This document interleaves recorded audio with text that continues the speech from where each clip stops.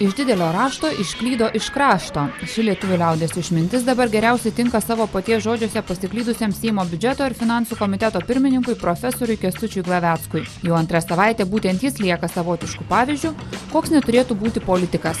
Pirmiausia dėl to, kad visa Lietuva iki šiol negali pamiršti jo pareiškimo, kad litui iškilo devalvavimo grėsmė. Klausimas tik tai kokiu santykiu įvestas būtų euras. Mes dabar turim fiksuotą vieną 3,5 arba 3,45. Centrinis bankas įvedimo momentu, euro ir lito, pavyzdžiui, euro ir lato, euro ir Estijos kronos, kur yra valiutų valdybos, ne? Santykį nustatys Europos centrinis bankas. Kitaip sakant, jis nustatys gali 7 litus, 8 litus, 4 litus, 2 litus ir taip toliau. Žodį žvirblių išskrenda, jaučio sugrįžta. Yra ir toks posakis. Ir jis ponui Glaveckui taip pat tinka. Mat jo samprotavimai apie lito devalvavimą visuomenėje netruko tapti dideliu greičiu sklindančiais ir galbūt net kažkieno specialiai platintais gandais. Todėl prieš savaitę lietuviai bankus buvo užgulę. Litus į eurus, dolerius, svarus ar net Lenkijos zlotus puolė keisti. Manau, kad išsikeitė turbūt tikrai daugiau nei prastai ir neturim pilnos informacijos, bet kai kurių bankų žiniom, tai gali būti ir 2-3 kartus daugiau negu įprastai pakirsti.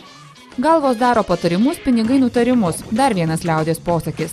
Pono Glavecko galva patarimų pridariusi po bankų šturmo staiga atsikvošėjo ir suprato, kad pasidalijimas mintimis gali blogai baigtis. Todėl Seimo biudžeto ir finansų komiteto pirmininkas jau nuo šios savaitės pradžios dėl savo viešų pasisakymų atgailauti ėmė.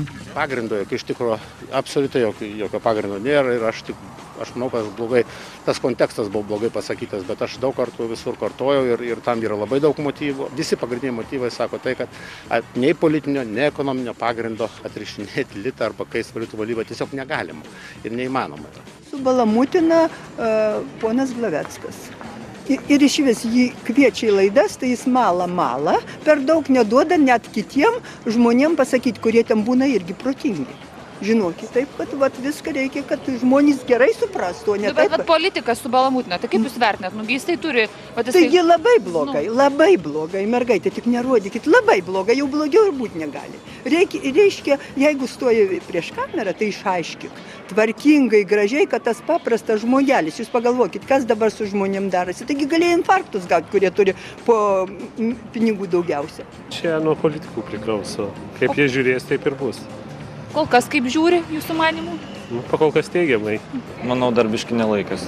Kodėl? Kodėl dar nelaikas? Dar Latvija nedevalvavo. Kai Latvija devalvuos, tai aš manau, kad tikrai ir lietuviai tą patį padarys. Panika ir visokie gandai, mano įsitikinimu, yra tikrai pertekliniai ir visai nereikalingi. Ponas Glaveckas padarė klaidą garsiai samprotaudamas kai kuriuos teorinius dalykus. Iš tiesų, visuomenė nuo šiol turėtų žinoti, pono Glavecko žodžiais tikėti neverta. Juk jis ne tik dėl lito pasirodo kalba, kas ant seilės užeina.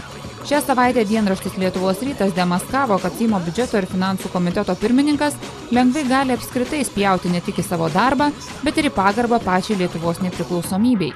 Užuot dalyvavęs kovo 11-osios minėjime Seime, šis politikas verčiau žaidė tenisą, o paskui dar melavo, neva jo sveikata sušlubavo. Seimo opozicija vos per kelias dienas tiek prisidirbusi profesorių jau nusprendė iš Seimo biudžeto ir finansų komiteto pirmininko posto išversti. Tačiau valdžia kol kas už Glavecką mūrų stoja. Tik ar galės visuomenė ta valdžia ir jos pažadais dėl lito stabilumo tikėti, jei tokie politikai ir toliau Lietuvos finansais rūpinsis?